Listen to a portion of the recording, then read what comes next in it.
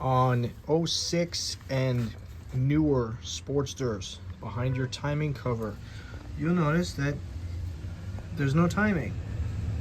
There's no timing anything to cover. It's a dummy plate. There's nothing behind there. And that's because they do everything with the ignition through the crank sensor right here in the front of the motor. Right there, crank sensor. So on this bike that was converted back to a carburetor and a Altman AMM P3 ignition. The ignition is fried, but instead of running that ignition, I'm going to run a Dyna, something that's easier to obtain down the road in case anything ever goes wrong. So in order to run that, we're gonna go back to an older Sportster style cam cover. So that means we also have to go back to the older Sportster cams. So thankfully I have donor bike that I upgraded the cams in. So I have a full set of cams. I got a cam cover online. Actually came with one of the cams. And we're just gonna swap that out.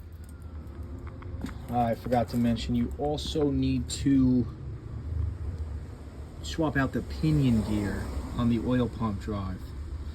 So that's this one here.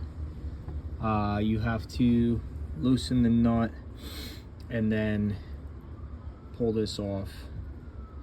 And then because the teeth are different from the earlier to the later, the teeth are different. So if you try to use the cams alone, the teeth aren't gonna mesh and it's gonna get all chewed up. So I'm gonna borrow this one from this bike and I'll order another one for that because I gotta get this bike together. That one needs a lot of work yet. So I'm gonna put this one on the other bike and I'm just gonna keep this one off to the side with the rest of the cams and that cover for the 2010. And so we're gonna just line up the Woodruff key here with this, and then we're just gonna snug this nut back up.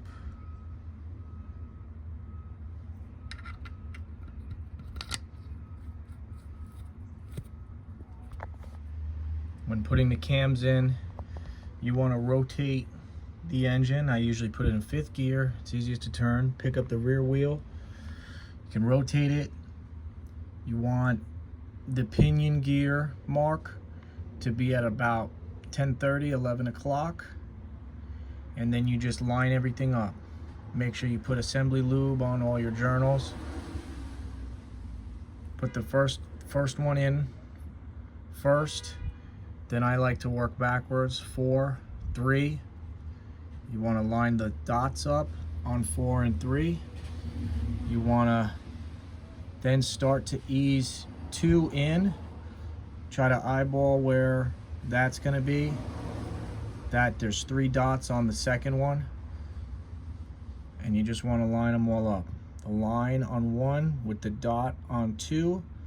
The dot on 2 with the line on the pinion gear. And then the dot on 2 with the line on 3. And then, as I said, the 2 dots on 3 and 4.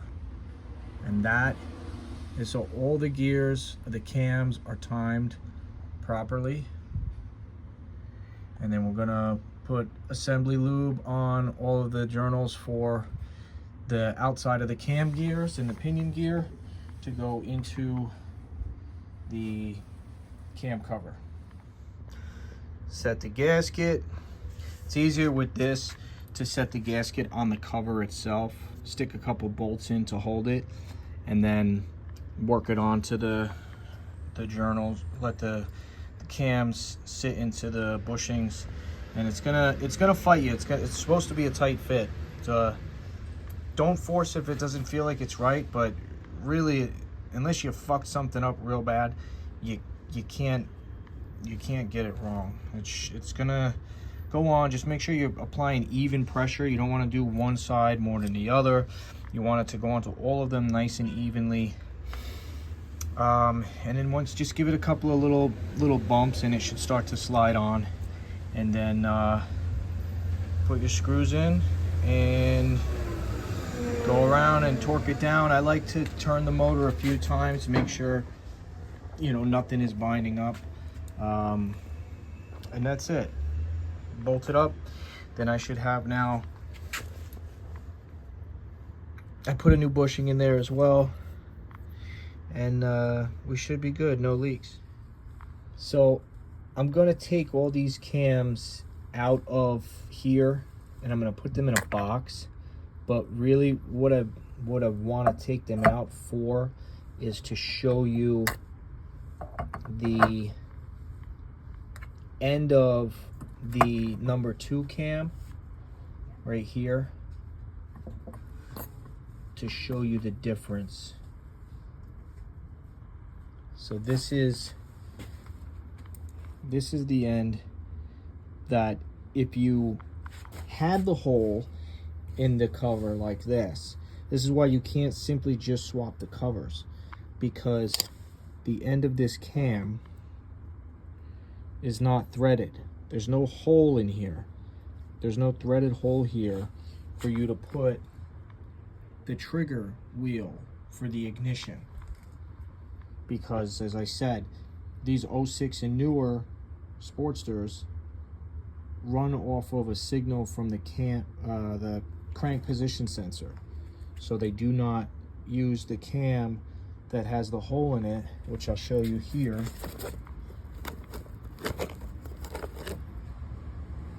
This is one. This came with this cam cover. The guy pulled the cam cover off and he couldn't have been bothered to remove the ignition and that trigger wheel. So this is the cam that was on here. The one that I put on was from the full set, just so that all the gears have been meshing the same. That's why I switched this one out. It is the same gear as that one, but I just wanted to keep the one with the set. But as you can see there's the hole, and that's threaded, and that's for the trigger wheel for the earlier ignition system. So what we're going to do with this, I'm going to pull this stock ignition off of here. This may be good, but I'm not going to run that because I don't have the I don't have the stock wiring for this. I don't have the ignition module. I don't have any of this, the early style wiring, so I'm going to do different custom wiring, simplified wiring with Dyna dual fire 5 ohm coil. So I'll pull this out and I'll put in the Dyna setup, and we'll be good to go. We should be able to get this baby running again. And I just gotta put everything back together up here. I gotta find my CV carb intake manifold, and then we should be able to get this bike running. So here's the Dyna S ignition system that we're gonna run. This is our new piece to go in there. First we have to put in this mechanical advanced assembly. It's got a pin on the back side, so you just have to line that up with the pin that I have set, the notch I have set at 12 o'clock right now. So place that in there, you'll feel it click into place. Once that's in, then we can set this in there. This can only go one way because of this notch. So you look in there, you see there's a pin on there as well, right there. So we favor that side with that. If you put it in backwards, it's gonna stick out. It won't be flush. That's no good. 180 it, nice and flush. Then we're gonna seat this bolt on here.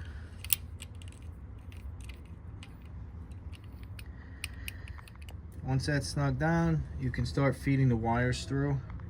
I like to route them so that they come along the case here. I'm going to tuck them up on the front here, and then I'm going to keep them up along this hose so that I want to keep them away from that sprocket.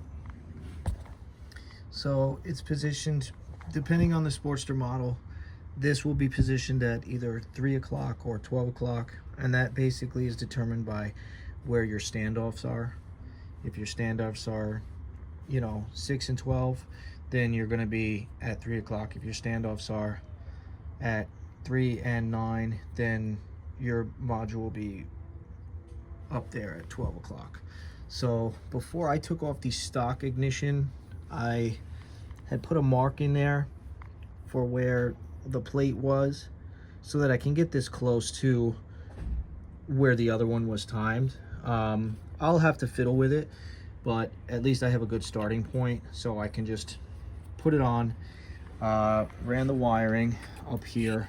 I'm going to put another additional sheath on this for heat resistance, just because it's going to be right here between the jugs. I'm going to run it across and up to where my coil will be mounted. But that's it.